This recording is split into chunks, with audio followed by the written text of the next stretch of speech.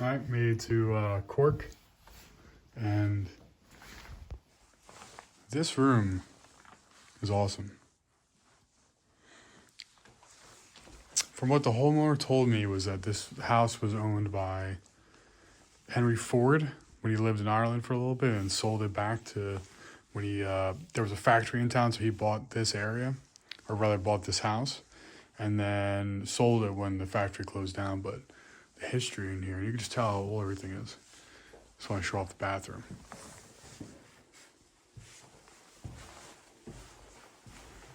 Look at this. Crazy. You have to mix the hot and cold. There's no mixing valve. It has like a manual mixing valve. Crazy. So this is right outside the Airbnb. They have a little drive up road. Look, that's the house. It's a really cool house. So it must be from early 1900s. Beautiful. A lot of nice little things on this property. I'm going to link this Airbnb in the video description because this is really cool. And I did not expect this. It's a pretty cheap room. There's two beds in one room. I forgot how much I got it for, but something under 100 easily a night. A little bit outside the city too. So, you know, I could see this being a really, really nice spot for maybe couples or something, or people who wanted to not be right in the middle of the city, but have a nice little nice experience.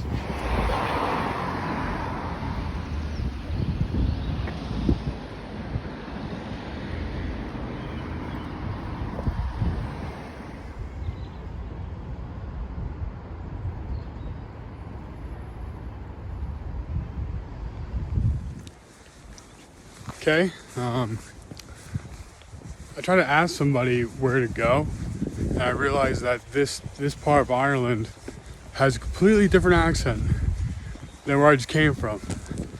So it's like, it's fucking very hard to understand these people here compared to like west of Ireland or Galway. Like I was kind of getting used to that accent, and the moment I come here, it's the Airbnb host that was trying to talk to me. I had such a problem like understanding her, and the accents here are more I want to say British, but like they're kind of more clear, but it's just very, very different. It's very hard to understand. The cool thing about this so far is park. There's all these like there's a bunch of art here and graffiti everywhere. I'm not sure if that's by choice or what, but I really appreciate it for what it is. Alright, so I've just been walking kind of lost. If I just check the map, looks like if I make the next right and go straight, it's like, they call it the English Market. It's like an open air market of some sort, so we're gonna check that out, see how that goes.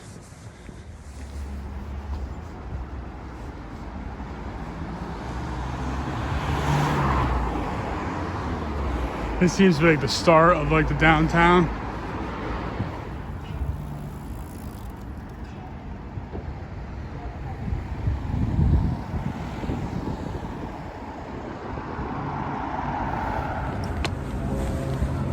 You know, walking around, I was thinking like it does get kind of lonely solo traveling here, you know, because there's so many people around, but I don't obviously know anybody or anything.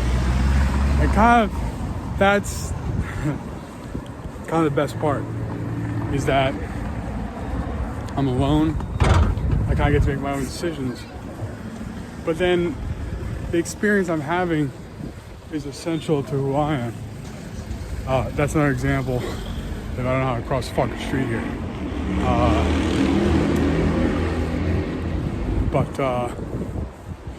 Yeah, it's this is a really interesting experience because I was like on the bus, like kind of like, oh, I really miss my friends. I wish I had someone to share this with, but in the same accord, you really can't get your happiness from other people. You know? You have to create your own happiness, and as a Christian, we get it from God, but to be content with myself and walk around and just talk to random people and stuff, push myself from that forward, has really recently opened up so many doors and opportunities. So Now I think I'm gonna try to find a place to eat. I walked away from the English market, couldn't find it, kind of just kept walking, so we'll see what we find.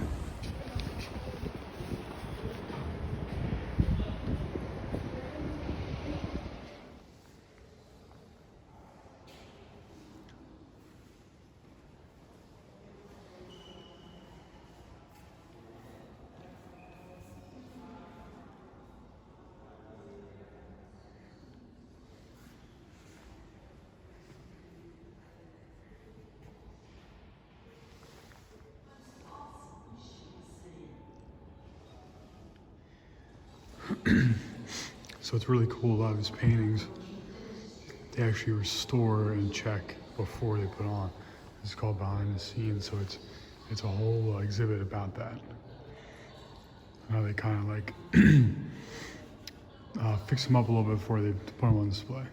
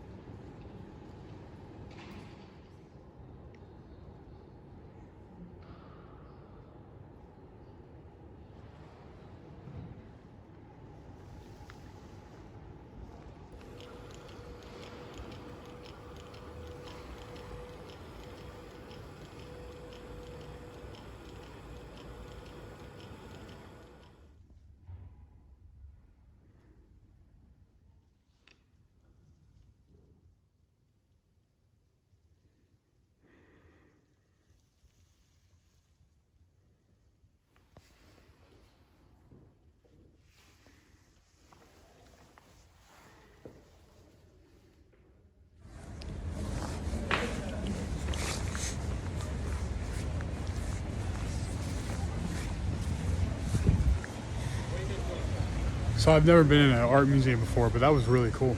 Kind of breathtaking, some of the work, and the one painting that really spoke to me was, I'll put the name right here, but when it depicted a person getting ready to leave and go on and migrate and be an immigrant somewhere else, I just couldn't get over that. I thought it was just so powerful. It really like stuck to me, right?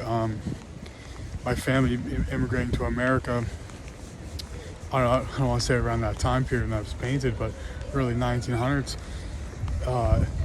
it kind of put in perspective, you know, how connected our world is right now. But at that time, they wouldn't even have been able to have any contact with those people, maybe letters, but I don't know how long that would take to get to and from. And that, yeah, it was just very interesting. This is the Opera House. I tried to walk in, but they said there was no showing today, and tomorrow's is sold out, so I don't really know why there's a bunch of people in there just hanging out, but you know, the show must go on. Got the Irish Charger. Finally got one of those. Can't wait to give away as a gift when I get back.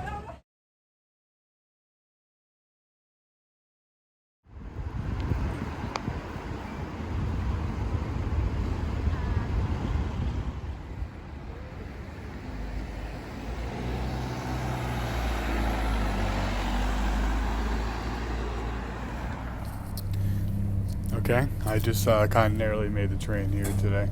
I woke up a little late, and then the train left about 2 minutes after I got to the station. So I'll update you guys when I get to Thrules. And I didn't know how to say it, so I was trying to buy a ticket. I kept messing it up. So, yeah.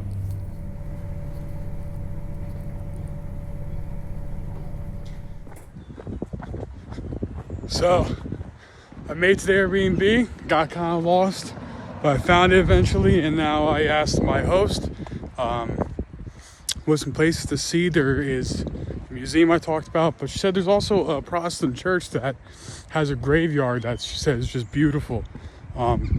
It's always all farms, but it's kind of in the middle of nowhere, and it's really kind of unique to the area. And it's a very small town, or I guess it's a village, I'm not really sure. That's pretty much just the city center, which I'm really excited to check out.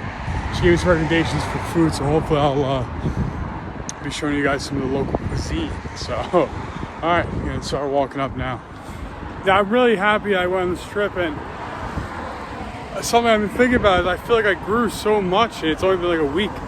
Like, my development as a person, emotionally, and some things I've been thinking about, really just, it's like taken to the next level. And it really, my mind changed on a lot of subjects while I'm here. But it's really cool. Like, it's just mind-blowing to me that you have all these like really old buildings. Like even this, like the way this is built with like brick and mortar. It's just, it's everywhere. I feel like there's no way these people, I want to take for granted, but understand it as much as like a foreigner coming in, walking around town and seeing it. There's no way they appreciate it as much. I found it.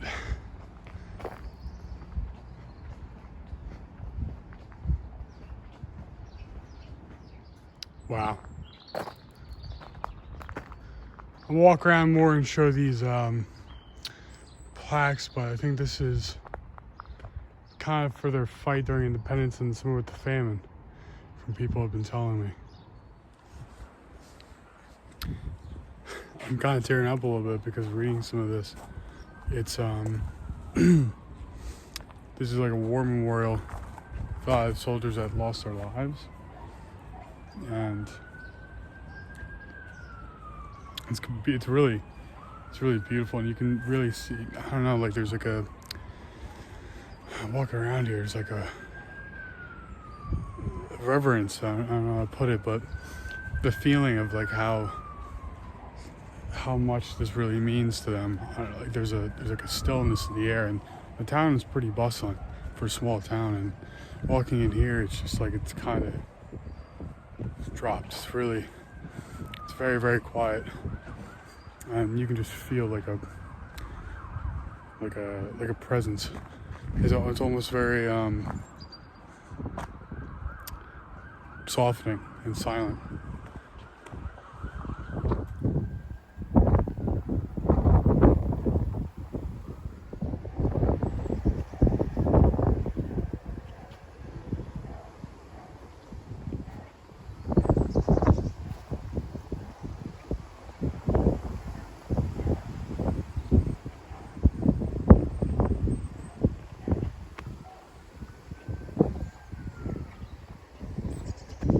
It's so overgrown over there.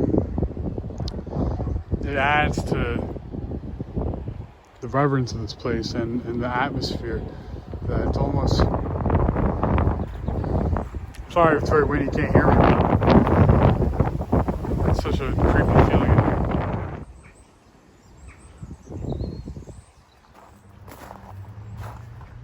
Something really interesting with this tomb is that there's like, looks like the old Celtic style kings around it, and then I guess a couple were buried here. It's a king and a woman, I guess. I'm not really sure.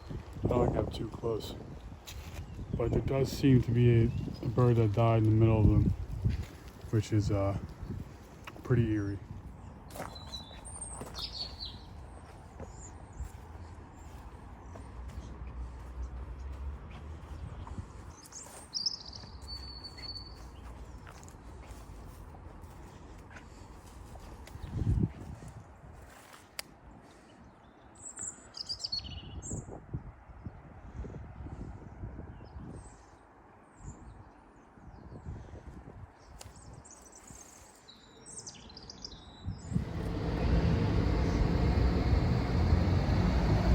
Beautiful Catholic church. Son of our Lord and Savior. The very detail of this is just so beautiful. Even the gates itself, the little artwork is it's really amazing.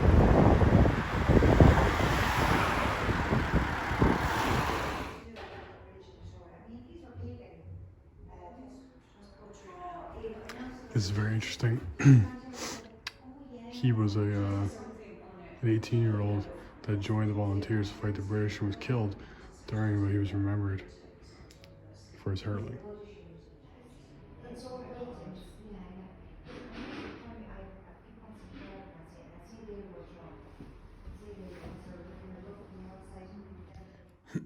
This is really interesting, and they talk about the language, how hurling is a little bit more than just a game. It kind of became part of Irish Irish identity because it was a way to preserve their language and use it in a keep the language alive, using it in their rule book, using it while it's spoken in the game. It's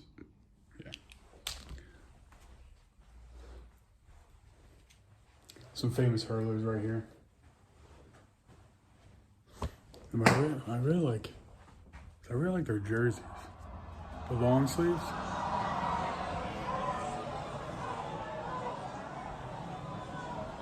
It's cool. The sticks they use, it's pretty awesome. I think there's, oh no.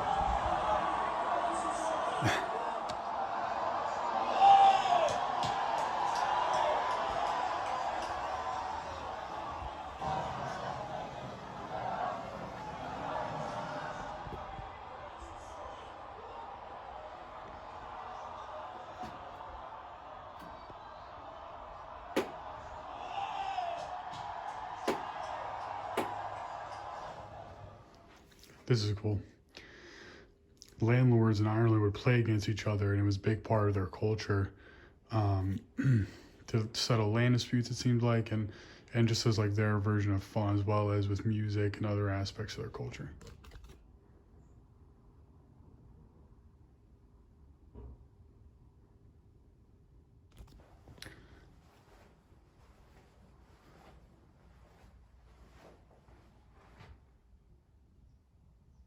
This is like, I didn't really know a lot about Irish history before, but this is really interesting, is that this appeared in their culture for so long. I didn't really know a lot about Irish history, but even in their myths and legends, they played hurling. It was a big part, as you can see here. I'll put another video up, but in their myths and legends that gods would play against each other and all these different things. So hurling really is part of this culture way more than I ever thought. Like with baseball in America is pretty big, or was once way bigger, especially with football, but those are more new things. But this is so beyond us, like so beyond the like fathomable really for an American to really see this, because their whole identity from generations have been based around this game. A lot of aspects. It's been so defined in their culture. It's like as if baseball came here. It's as if the Native Americans played baseball, and everyone in their culture played baseball, and to this day they still play. You know what I mean?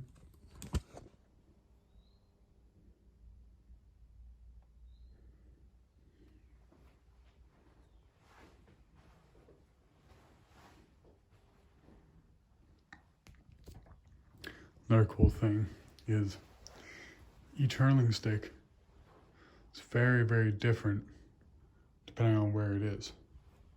So like just like the County Galway and then the County Wexford, you can see how it's like slightly different, right? Like this is more a wide base, it comes out to an edge. This is more thin and long. Even the handles are slightly different, the lengths, there's a lot of art in this. This is like really part of the rest of like almost like a folk art making these hurling sticks. The first historical reference to hurling is 1272 BC.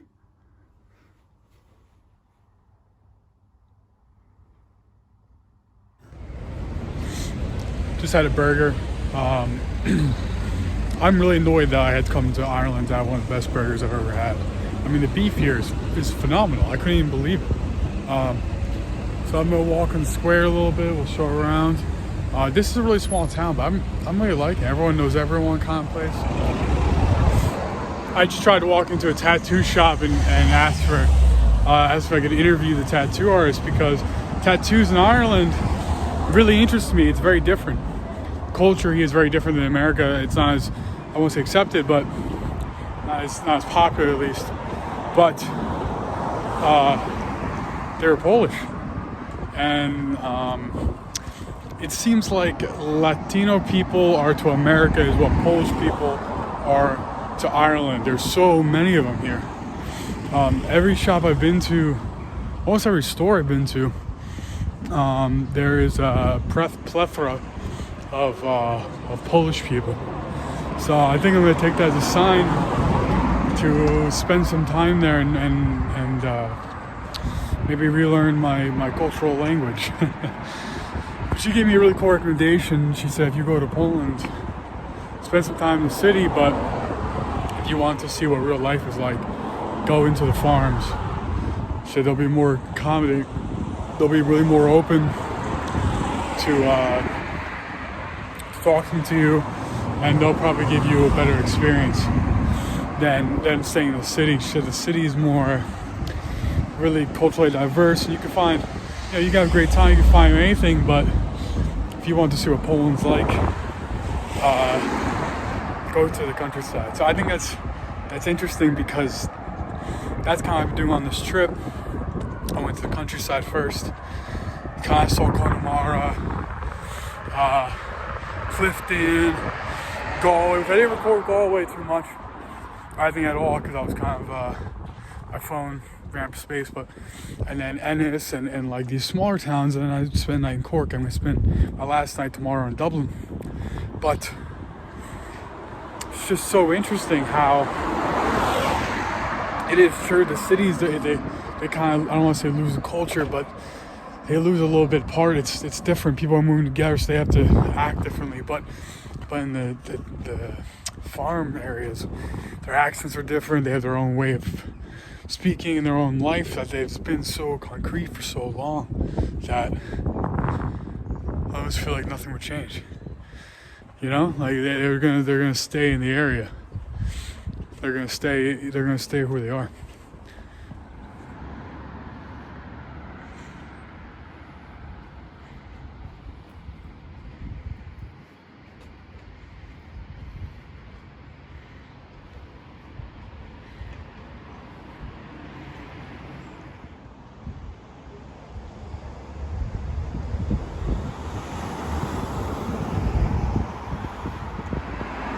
I thought this was just someone I was walking by, Wholesale Electric, and it seems like